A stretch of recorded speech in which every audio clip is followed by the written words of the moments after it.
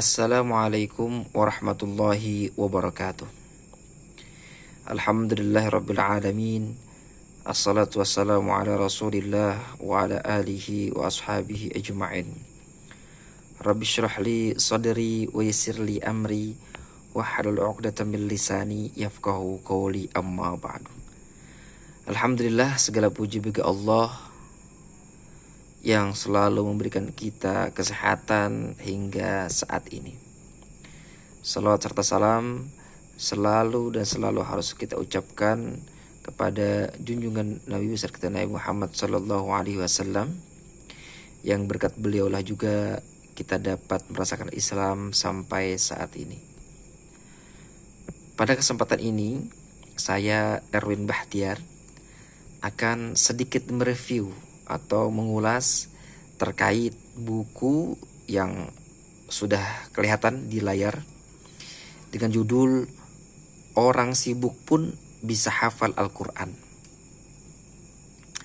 Dan dari judulnya pun penasaran, dan tentunya akan banyak sekali hal-hal inspirasi di dalamnya.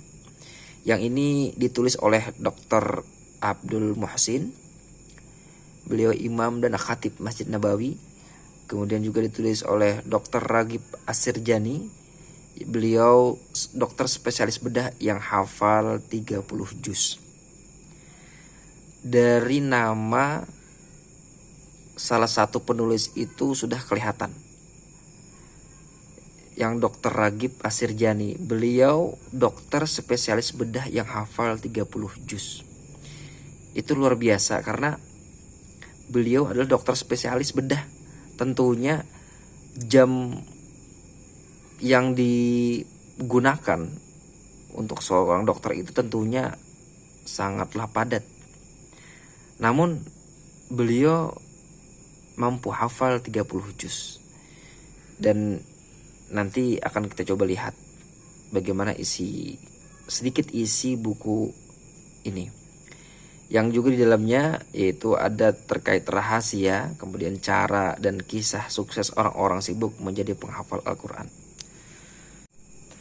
Yang sudah seperti kita ketahui bahwasanya di dunia ini sudah banyak sekali yang hafal Al-Quran. Dari semua penjuru negara, dari semua kalangan manusia, baik dengan segala kekurangannya, namun tetap sangat banyak sekali yang sudah hafal Al-Quran. Tentunya ini adalah sebuah mukjizat, yang mana bahwasanya Al-Quran itu tebal sebenarnya, tapi tetap bisa dihafalkan oleh semua orang. Yang tentunya dari buku ini yaitu pelajaran yang bisa kita ambil, yaitu tekad setiap orang yang ingin menghafalkannya. Tentunya disitulah awal mula hingga akhirnya mampu hafal 30 juz. Yang di dalamnya juga itu banyak sekali kisah-kisah orang-orang sukses yang semuanya itu berlatar belakang sibuk. Bukan orang-orang yang tidak ada kerjaan, tapi orang-orang yang memang memiliki kesibukan masing-masing. Seperti itu. Di buku ini terdapat berbagai rahasia, kemudian juga berbagai cara yang tentunya semuanya pasti sudah tahu bagaimana cara menghafal Al-Quran dan mungkin rahasianya dan sebagainya. Namun di sini saya mengulang kembali terkait cara untuk menghafal Quran yang tertulis di buku ini.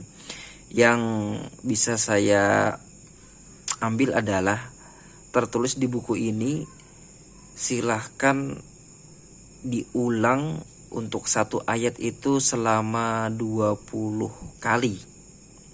Mungkin bisa dibaca dulu selama 20 kali berulang-ulang. Kemudian berlanjut ke ayat selanjutnya, yang mana tertulis di ayat ini itu setiap ayat itu untuk bisa diulang selama 20 kali. Sebanyak 20 kali maksudnya. Yang tentunya pada akhirnya terdapat ingatan yang kuat karena memang kita mengulangnya selama 20 kali. Dan cara-cara yang lain itu banyak cara-caranya, baik dari target ataupun batasan yang mungkin masing-masing orang itu berbeda-beda. Kemampuan menghafal masing-masing itu juga berbeda-beda, tentunya juga caranya berbeda-beda. Tapi satu yang bisa saya sampaikan yaitu yang tadi, mengulang selama atau sebanyak 20 kali untuk setiap ayatnya.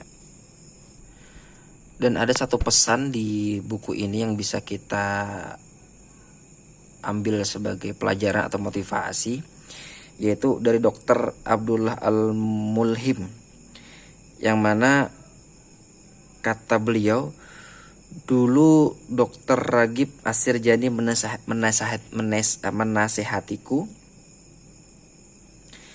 apa dan siapa yang menghalangi Anda untuk menghafal Al-Quran?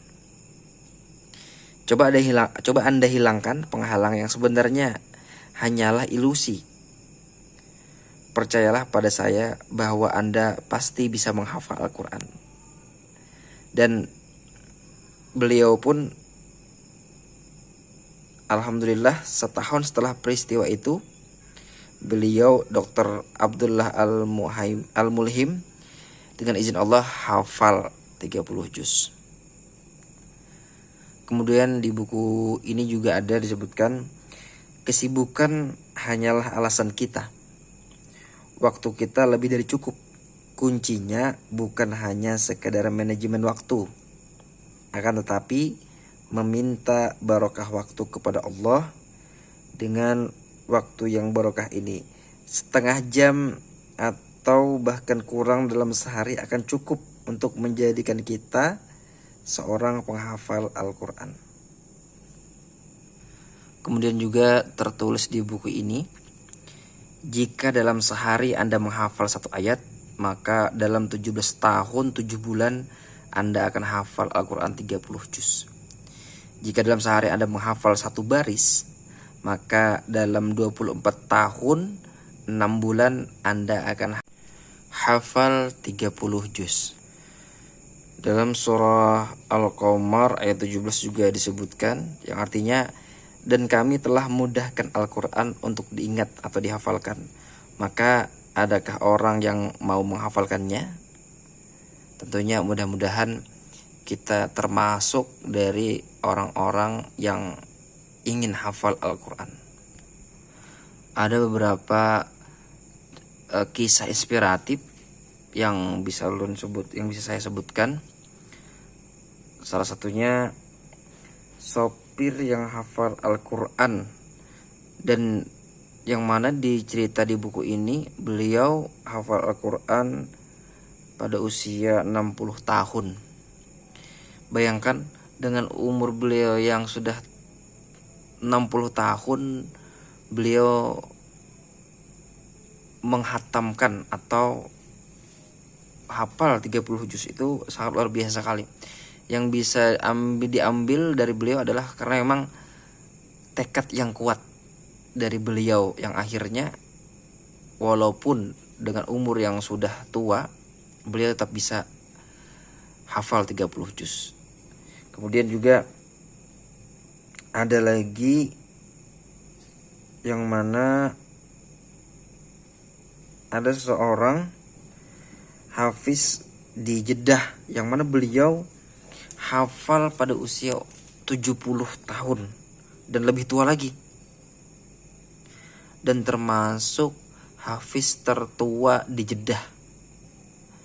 Dan tentunya kita yang masih jauh dari umur tersebut tentunya punya kemauan atau kemampuan yang tentunya bisa jadi kita lebih cepat untuk bisa menyelesaikan hafalannya. Demikian mungkin yang bisa saya sampaikan terkait review buku ini, yang sebenarnya masih banyak di dalamnya yang bisa direview. Kemudian bukan berarti saya menyampaikan ini saya bisa cepat hafal dan sebagainya, bukan. Namun ini juga sebagai inspirasi saya untuk bisa juga seperti cerita-cerita yang memang mereka dengan kesibukan mereka ternyata juga mampu menghafalkan Quran sebanyak 30 juz. Mudah-mudahan kita juga semuanya bisa meluangkan waktunya, kemudian juga memiliki tekad yang tinggi, yang intinya diawali dengan niat. Diawali dengan niat yang walaupun mungkin setiap orang berbeda-beda. Ada yang menghafalnya dengan cepat, tapi ada juga ada yang mungkin lambat. Namun mudah-mudahan dengan niat yang sudah kita jalani, hafalan tersebut bisa kita hafalkan dengan baik. Demikian, mohon maaf atas segala kekurangan dalam penyampaian review buku ini. Kurang lebihnya mohon maaf.